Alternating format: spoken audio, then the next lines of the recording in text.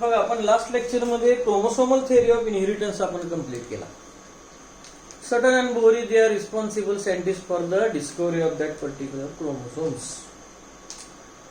आता आज आपण याच्यामध्ये या ठिकाणी क्रोमोझोम्स म्हणजे काय याच्यामध्ये या ठिकाणी बघणार आहोत. मग क्रोमोझोम्स म्हणजे काय असतात?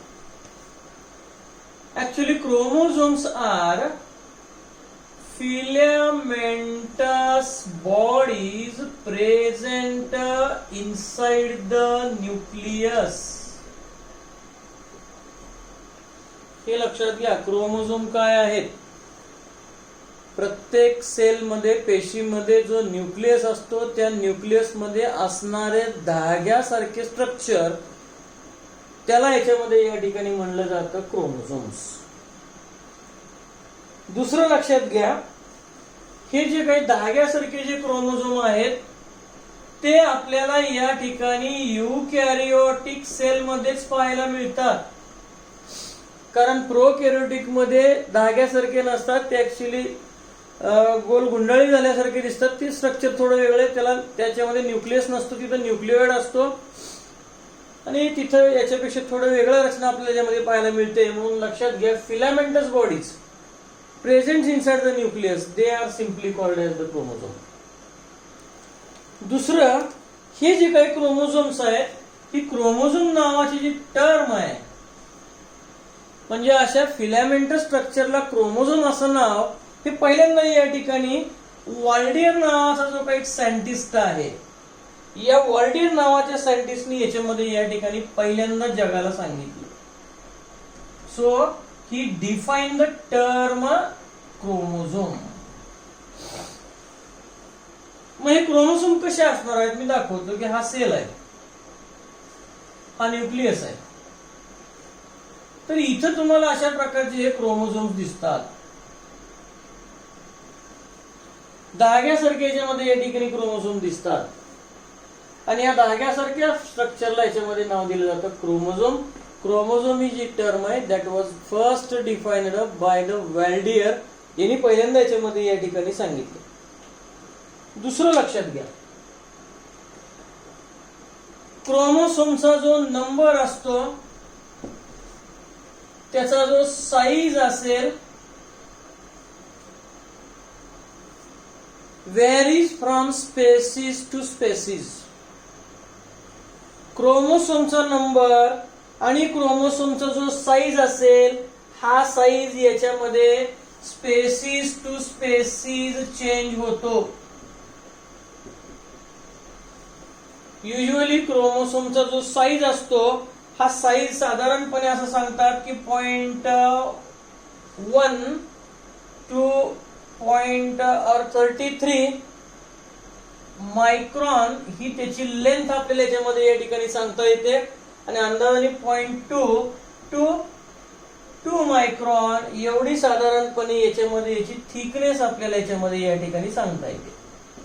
याच्यामध्ये कुठंतरी त्याची साईज आपल्याला सांगता येते. म्हणजे साईज सुद्धा व्हेरिएबल आहे स्पेसिस टू स्पेसिस, आणि ऑब्विसली नंबर सुद्धा त्याचा जो असेल तो व्हेरिएबल असतो. म्हणजे अगदी सोपं उदाहरण बघा, आपल्यामध्ये 46 क्रोमोसोम आहेत. तर आपल्या जवळचा जो काही ऑर्गॅनिझम आहे, म्हणजे उदाहरणार्थ चिंपांजी, एप्स वगैरे असतात, त्यांच्यामध्ये साधारणपणे याच्यामध्ये या ठिकाणी 44 क्रोमोसोम असतात. समजा जे पायझन सटाय मेंडलने जे प्लॅन निवडलं होतं त्याचा क्रोमोसोम नंबर आहे 14. म्हणजे प्रत्येक सजीवाचा क्रोमोसोम नंबर हा वेगळा असतो.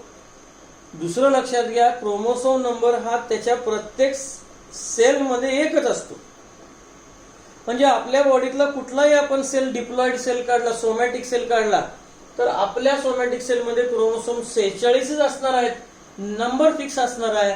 आणि प्रत्येक क्रोमोसोमचा साईज हा आपल्यामध्ये जवळपास सेम असतो. हे लक्षात घ्या. So number and size of chromosome varies from species to species. आणि अंदाजाने याच्यामध्ये एवढं याच्यामध्ये या ठिकाणी सांगितलं.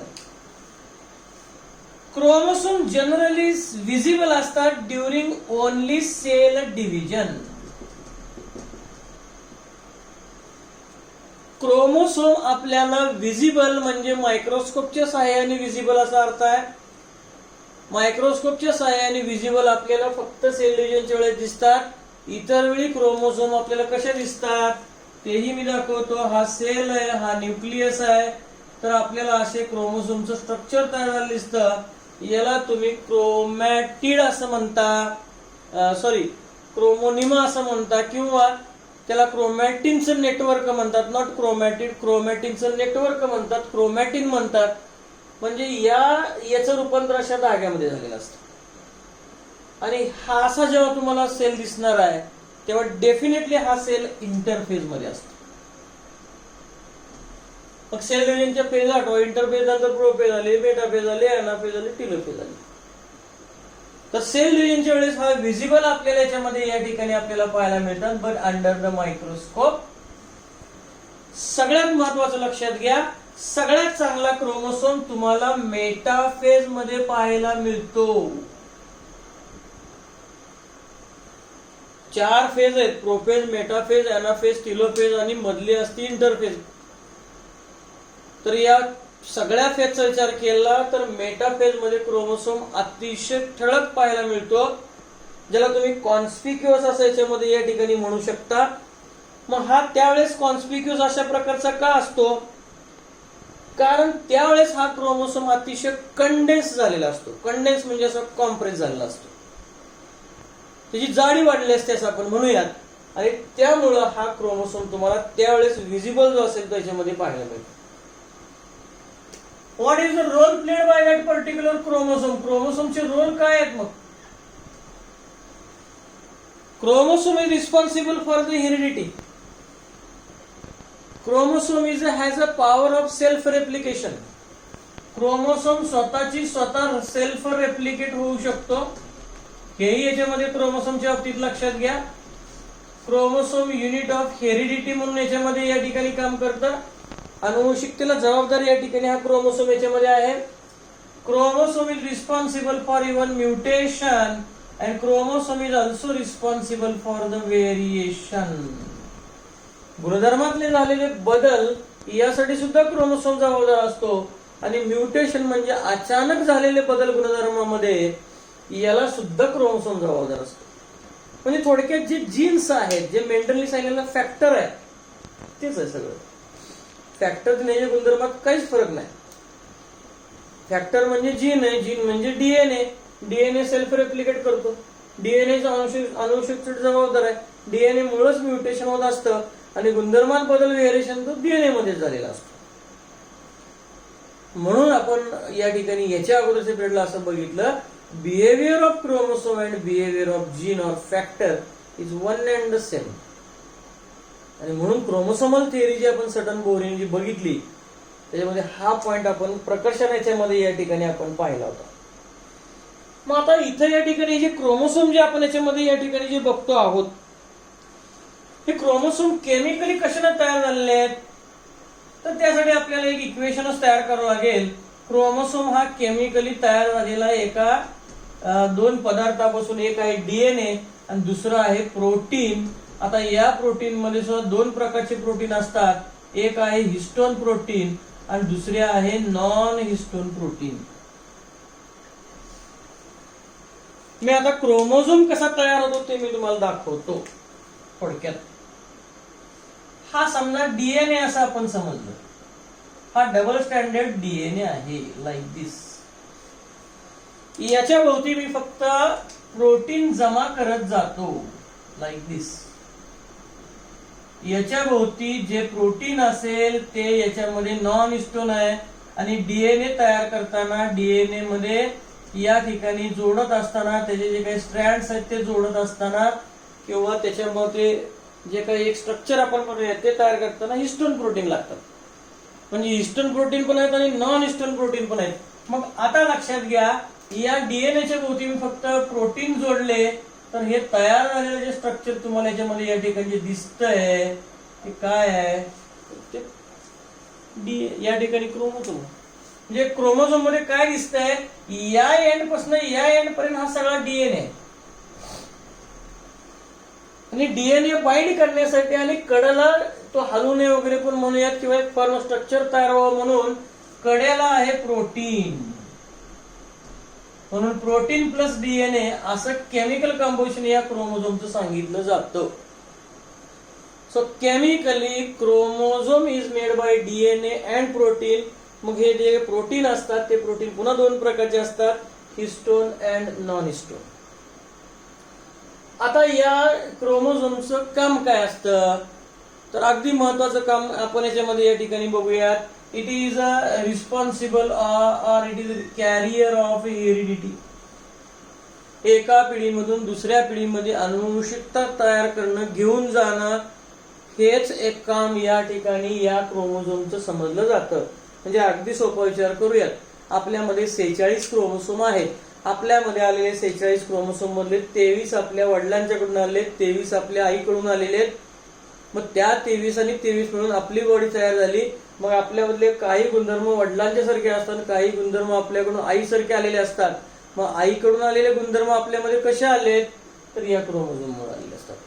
कारण आईकडून तो क्रोमोझोम आपल्याला आलेला असतो. वडिलांच्या सारखे गुणधर्म आपले जसे तसे कसे दिसतात, कारण वडिलांच्याकडून तो क्रोमोझोम आपल्यामध्ये आलेला असतो. म्हणून क्रोमोझोमचं डेफिनेट काम लक्षात घ्या. It is a carrier of heredity. अनुवंशिकतेचा हा कॅरियर आहे आपण म्हणूया. दुसऱ्या याच्यामध्ये या ठिकाणी आपल्याला बघायचे तो म्हणजे नंबर ऑफ क्रोमोझोम काय असतात. मी सांगितलं की number of chromosome is specific. प्रत्येक क्रोमोसोमच्या या ठिकाणी नंबर जो आहे तो स्पेसिस नुसार फिक्स असतो, बदलत नाही. ह्युमनचा जगातल्या सगळ्या क्रोमोसोमचा नंबर हा ह्युमनचा 46 आहे. ओके. अगदी एक्सेप्शनली आपण त्याच्यामध्ये आपण आज बघणार आहोत की अॅन्युप्लॉइड नावाचा भाग आहे. तो जर झाला तर 46च्या ठिकाणी 47 किंवा 45 दिसतात. पण अशी शक्यता फार कमी असते. नॉट वन आपण म्हणूयात. म्हणजे 99.9% ऑर्गॅनिझम मध्ये क्रोमोसोमचा नंबर 46च असणार आहे. मग आता हे जे क्रोमोसोमचा जो नंबर आहे हा मी सांगितलं की हा स्पेसिफिक आहे and it is a constant for the particular species. आणि म्हणून या क्रोमोसोमच्या नंबरचा जो अभ्यास आहे तो या फायलोजेनीमध्ये केला जातो. फायलोजेनी म्हणजे आपण काय म्हणूयात त्याला, या ठिकाणी तर इव्हॉल्युशनरी हिस्ट्री, इव्हॉल्युशनरी रिलेशनशिप, उत्क्रांतीमध्ये कोण कसं तयार झालं याच्यासाठी फायलोजेनीचा अभ्यास केला जातो. त्या फायलोजेनीमध्ये क्रोमोसोमचा नंबर हा महत्वाचा घटक समजला जातो. त्याच्यावरनं मग हे सगळं तयार करत गेलं. आपण जी 5 किंगडम सिस्टीम बघितली, प्रत्येक अॅनिमल किंगडम बघितलं, हे सगळं हे या फायलोजेनीने तयार झालेल्या फायलोजेनीमध्ये क्रोमोसोमचा जो नंबर असतो तो याच्यामध्ये फार महत्वाचा अशा प्रकारचा याच्यामध्ये समजला जातो. तर हे लक्षात घ्या की क्रोमोझोम्स याच्यामध्ये या ठिकाणी काय असतात. आता या क्रोमोझोमच्या संदर्भातला आपल्याला पुढचा एक भाग बघायचा आहे. तो म्हणजे क्रोमोझोमच्या संदर्भामध्ये एक टर्म कायम वापरली जाते ती म्हणजे प्लॉइडी किंवा प्लॉइडी नंबर. एक टर्म कायम याच्यामध्ये या ठिकाणी वापरली जाते त्याला म्हणतात प्लॉइडी किंवा ploidy number. Haploid, diploid, triploid, tetraploid, pentaploid असे हेक्साप्लॉइड असे नंबर ऑफ प्लॉइड याच्यामध्ये. मग प्लॉइडी म्हणजे या ठिकाणी काय, जनरली ही टर्म कोणासाठी वापरली जाते. It is a term used for degree of repetition of primary basic number. Degree of repetition आपण म्हणूयात, repetition of primary basic number. म्हणजे एक सेट आहे क्रोमोसोमचा आपण समजूयात, तर तोच सेट जर त्यामध्ये 1 असेल, 2 झाले असतील, 3 झाले असतील म्हणजे इथं तेच सेल रिपीट झाले. 2n झाले म्हणजे तोच सेट डबलदा झाला. 3n म्हणजे तोच सेट तिसऱ्यांदा आला. असं आला म्हणायचं ploidy. Degree of repetition of the primary basic number of chromosome, याला याच्यामध्ये या ठिकाणी प्लॉइडी म्हणतात. आता ही जी प्लॉइडी आहे या प्लॉइडीमध्ये पुन्हा 2 टर्म आपल्याला बघायचे. पहिली टर्म आहे त्याला याच्यामध्ये या ठिकाणी म्हणतात युप्लॉइडी आणि दुसऱ्याला याच्यामध्ये या ठिकाणी म्हणतात अॅन्युप्लॉइडी. तर ही एक पहिली टर्म आपण याच्यामध्ये या ठिकाणी बघूयात ती म्हणजे युप्लॉइडी आणि दुसरी आहे ती म्हणजे अॅन्युप्लॉइडी. आता पहिल्यांदा आपण बघूया की युप्लॉइडी म्हणजे याच्यामध्ये या ठिकाणी काय असेल. जेव्हा क्रोमोसोमचा नंबर हा exact multiple of primary basic number, exact multiple of primary basic number of chromosome असा असेल तर याला म्हणायचं युप्लॉइडी. फॉर एक्झाम्पल हॅप्लॉइड याच्यामध्ये या ठिकाणी समजला जातो, डिप्लॉइड याच्यामध्ये या ठिकाणी समजला जातो, ट्रिप्लॉइड याच्यामध्ये या ठिकाणी समजला जातो, टेट्रॅप्लॉइड, पेंटॅप्लॉइड, हेक्झॅप्लॉइड असे नंबर जे याच्यामध्ये वाढणार आहेत. इथं एकच सेट क्रोमोसोमचा आहे, इथं दोन आहेत, एकाच क्रोमोसोमचे दोन दोन कॉपी दिसतील, इथं त्याच क्रोमोसोमचे 3 दिसतील, इथं त्याच क्रोमोसोमचे 4 दिसतील, याला म्हणायचं युप्लॉइडी.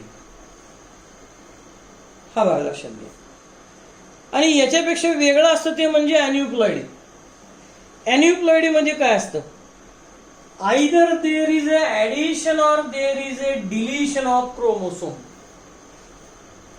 एक तर तिथं क्रोमोसोमचा नंबर एकाने किंवा अजून काही वाढलेला असतो, 1 और मोर क्रोमोसोम वाढलेले ते असतात, किंवा 1 और क्रोमोसोम एकतर डिलीट तर झालेले असतात. याला म्हणलं जातं या ठिकाणी अॅन्युप्लॉइडी. म्हणजे आता ह्युमनचा विचार करूया. ह्युमन मध्ये 2n = 46 असतो, आपण डिप्लॉइड मध्ये आहोत. आता काही ऑर्गॅनिझम मध्ये मात्र काय होतं, 46 ऐवजी 45 येतं किंवा 47 येतं. मग 45 किंवा 47 झालं की त्याला म्हणायचं अॅन्युप्लॉइडी, आणि एक्झॅक्टली 46 झालं की त्याला म्हणायचं डिप्लॉइडी. म्हणजे हे झालं युप्लॉइडी. तर अशा दोन टर्म याच्यामध्ये या ठिकाणी लक्षात घ्या. अॅन्युप्लॉइडी मध्ये ऍडिशन डिलिशन म्हणजे आपण काही, मग याच्यामुळे काय होतं तर अॅन्युप्लॉइडीमुळे काही रोग तयार झालेले असतात. म्हणजे ट्रायसोमी होते, मोनोसोमी प्रकार होतो, किंवा याच्यामुळे मग काही डिसीज तयार होतात. ते आपण डिसीज या शेवटच्या भागामध्ये याच्यामध्ये या ठिकाणी पाहणार आहोत. तर थोडक्यात याच्यामध्ये या ठिकाणी काय आहे, प्लॉइडी नंबर हा क्रोमोसोमच्या नंबरच्या संदर्भात वापरलेली टर्म आहे, जिथं रिपिटेशन होणार आहे प्रायमरी बेसिक नंबर्स. म्हणजे थोडक्यात लक्षात घ्या, डिप्लॉइड आणि ट्रिप्लॉइड मध्ये फरक काय. डिप्लॉइड मध्ये एकाच टाईपचे 2-2 क्रोमोसोम तुम्हाला सापडतील, अशा 23 जोड्या सापडतील, 23 × 2 = 46. ट्रिप्लॉइड मध्ये एकाच प्रकारच्या क्रोमोसोमचे 3-3 असतील, अशा 23 जोड्या, 23 तुम्हाला सापडतील, गट सापडतील. तर तिथे तुम्हाला नंबर सापडणार आहे 69 आपण म्हणूयात. इथं 69 मध्ये काय असेल तर हे 3 क्रोमोसोमचं एक झाला, ही पहिली क्रोमोसोमची जोडी झाली, ही दुसरी झाली, ही तिसरी झाली आपण म्हणूया. अशा 23 सापडणार आहेत. तर 23 × 3 म्हणून 69 आला. आणि इथं ही पहिली जोडी असेल तर ही दुसरी जोडी झाली, ही तिसरी झाली, अशा 23 सापडणार, 23 × 46. पण इथं काय असेल, इथं एक तर क्रोमोसोम वाढला असेल किंवा कमी झाला असेल, याला म्हणतात त्याच्यामध्ये अॅन्युप्लॉइडी. तर क्रोमोसोमच्या बाबतीमध्ये या गोष्टी लक्षात घ्या. क्रोमोसोम म्हणजे काय आहे तर थिन फिलामेंटस अशा बॉडीज आहेत, युकॅरियोटिक सेल मध्ये असतात, न्यूक्लियस मध्ये असतात. नंबर फिक्स असतो, विजिबल आहे सेल डिव्हिजनच्या वेळेस. बेसली पाहायचं असेल तर मेटाफेज मध्ये आपल्याला पाहायला मिळतं. Waldeyer is a scientist responsible for that. ही कामं आहेत त्यांची, सेल्फ रेप्लिकेशन करतील, प्रॉपर्टी आपण म्हणूयात तेव्हा कामं. हेरिडिटरी युनिट म्हणून काम करतात, म्युटेशनसाठी जबाबदार आहे, व्हेरिएशनसाठी जबाबदार आहे. केमिकली क्रोमोसोम हा डीएनए आणि प्रोटीन तयार झालेला असतो. प्रोटीन 2 प्रकारचे असतात, हिस्टोन आणि नॉन हिस्टोन प्रोटीन असतात. मी स्ट्रक्चर सांगितलं, एक डीएनए घेतला, भोवती कडेला आपण क्रोमोसोम त्याच्या भोवती प्रोटीन टाकलं, म्हणजे अगदी सोपं स्ट्रक्चर कसं असतं बघा. मी ते तुम्हाला सांगतो. समजा आपण एक बॉलपेन घेतलं, त्या बॉलपेन मधली आतली रिफिल म्हणजे डीएनए आणि कडेला असणारं प्लास्टिक प्रोटीन म्हणजे प्रोटीन. तो पेन तयार झालं, तसा क्रोमोसोम असतो. एवढं सोपं स्ट्रक्चर आहे. या एंड पासून या एंड पर्यंत डीएनए सलग धाग्याच्या स्वरूपामध्ये असतो. तर हा झाला क्रोमोसोम. ही झाली प्लॉइडी नंबर, युप्लॉइडी, अॅन्युप्लॉइडी. जर का एक्झॅक्ट मल्टिपल असेल तर युप्लॉइडी. 1 सेट, 2 सेट, 4 सेट, 10 सेट काय असेल ते, त्याला युप्लॉइडी. आणि ह्याच्यामधनं 1-2 वाढले किंवा कमी झाले तर ह्याला अॅन्युप्लॉइडी. मला पुस्तकामध्ये आपल्याला तो सगळा भाग इथं आपल्याला चार्टच्या स्वरूपामध्ये या ठिकाणी दाखवलेला आहे. मी तेही तुम्हाला दाखवतो. इथे बघा, हा सगळा दाखवलेला युप्लॉइडी काय आणि अॅन्युप्लॉइडी. 2n, n, 3n, 4n सगळं प्लॉइडी, सगळे सेट सेम आहेत. इथं फक्त काय झालंय, मोनोसोमीमध्ये 1 कमी आहे, नलिसोमीमध्ये 2 कमी आहेत, ट्रायसोमीमध्ये 1 वाढलाय, टेट्रामध्ये 2 वाढलेत. आहे का बघा, प्लस ऑर मायनस. याला म्हणायचं याच्यामध्ये variation in a chromosome number, ज्याला प्लॉइडी असं आपण याच्यामध्ये नाव देतो. ओके. मग आपण आत्तापर्यंत तुम्ही बघितलेले काय आहेत, तर तुम्ही जो एंडोस्पर्म बघितला तो ट्रिप्लॉइड बघितला, 3n, 2n पण बघितलेत काही सेल, आणि n पण बघितले, स्पर्म, गॅमेट हे n आले, बॉडीचे सेल आपल्या डिप्लॉइड आले, एंडोस्पर्म हा ट्रिप्लॉइड आला. तर असे काही भाग याच्यामध्ये असतात. Okay, thank you.